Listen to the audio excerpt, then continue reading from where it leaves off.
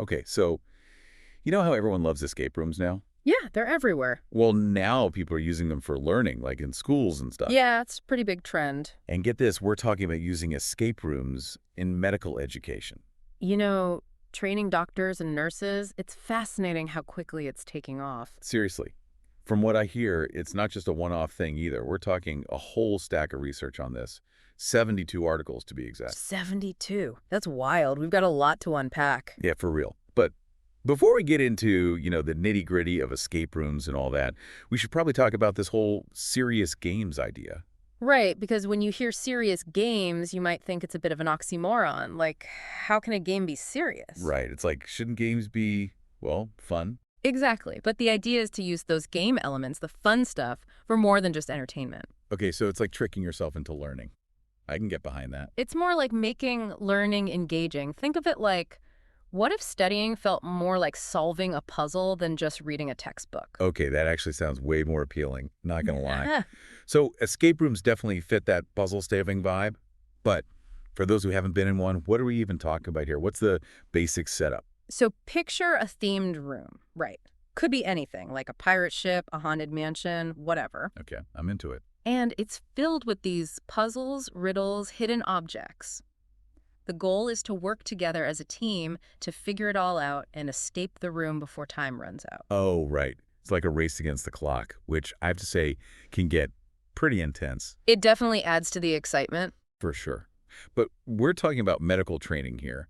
How do you go from escaping a pirate ship to, like, diagnosing a patient? Well, that's where the design of the escape room comes in, and research points to three main types: linear, open, and multilinear. Each one challenges people in different ways. Okay, so let's break those down a bit because I have a feeling we'll be coming back to them. Yeah. What are these different escape room styles all about? You got it. So, linear is pretty straightforward. You solve the puzzles in a specific order. It's like following a treasure map. One clue leads to the next, great for teaching processes or, reinforcing basic knowledge. So it's like step one, step two, step three, boom, you escaped. Yeah. Gotcha. What about open design? Open designs are more, well, open-ended. You can tackle the puzzles in any order you like. More freedom, It's like being thrown into a mystery, and you can investigate any lead you want. This one's really good for critical thinking and problem solving. Interesting. So it's more about figuring things out on your own, thinking outside the box. Okay, and then there's the multilinear. What's that one all about? Multilinear is where things get really wild.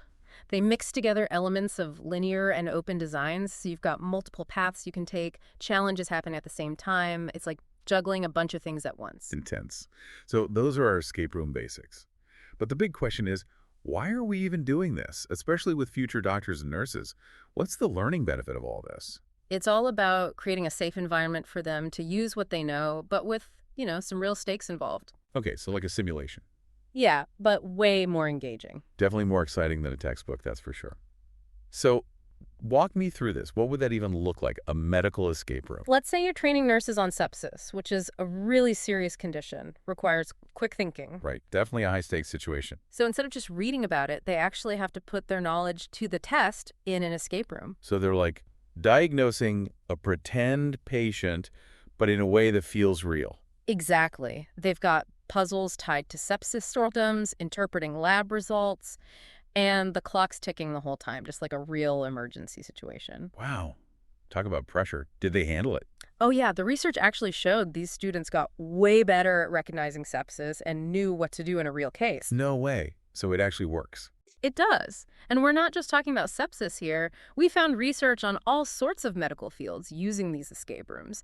Emergency medicine, pharmacy, even had teams of doctors and nurses working together on complex cases. Teams. So it's not just individuals in these escape rooms. Nope, we're talking full-on team effort. Actually, every single study that mentioned group structure, it was 100% team-based. Wow. Every single one. Why is that? Well, think about it. Doctors and nurses, they rarely work alone, right? It's all about communication, collaboration. Makes sense. You don't want a doctor going rogue in the middle of surgery. Exactly. These escape rooms, they're not just about medical knowledge. They're preparing these students for the real world of healthcare, where teamwork is key. So it's like teamwork makes the dream work, but with, higher stakes. And potentially lives on the line. Exactly.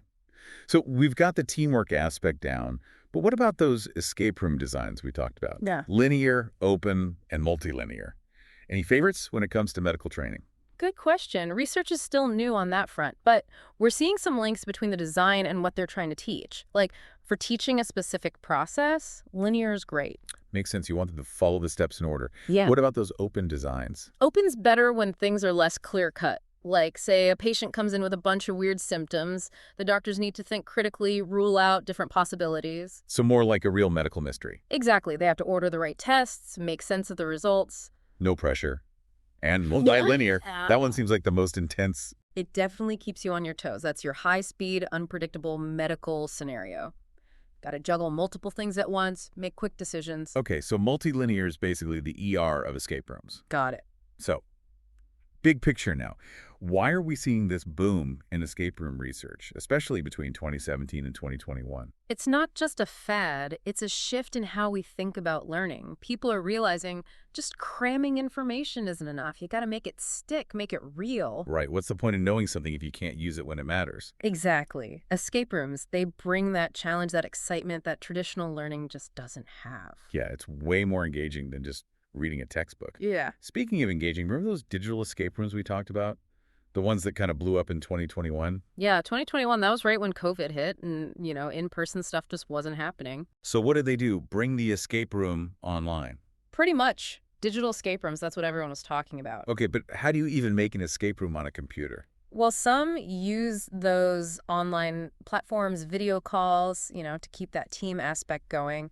Others used virtual reality, so you're actually immersed in this digital escape room. Whoa, that's kind of cool. So instead of actually searching for clues, you're like clicking around a virtual room. Exactly. You're clicking your way to freedom. I like it, but Yeah. it can't be quite the same as the real thing, right? True. But going digital has its perks. Think about it. Anyone can join anywhere in the world. That's huge for medical training. Yeah, especially with specialists all over the place these days. And it's way easier to change things up, Make it harder, add new stuff, tailor it for specific medical scenarios. Can't really do that with a physical escape room as easily. That's true. But now that things are getting back to normal, what's going to happen to these digital escape rooms? That's the million-dollar question. It's so new that research hasn't really caught up yet. So we don't know if they're actually as good as the real deal. Exactly, or maybe they're better in some ways. There's so much to explore. Maybe we'll even see some kind of combo, right? Like a real escape room, but with digital elements. The future is wide open. Exactly, and that's what's so exciting about all this. We're completely changing how we think about learning, and escape rooms, they're leading the charge. Love it. And the best part is, this isn't just for medicine. Any field can use this. Exactly. History, business, you name it. Imagine, like, an escape room where you're a detective solving a crime or running a business or even going back in time. The possibilities are endless. Maybe someone listening right now will be inspired to create the next big escape room. Wouldn't that be something? That's it for our escape room deep dive.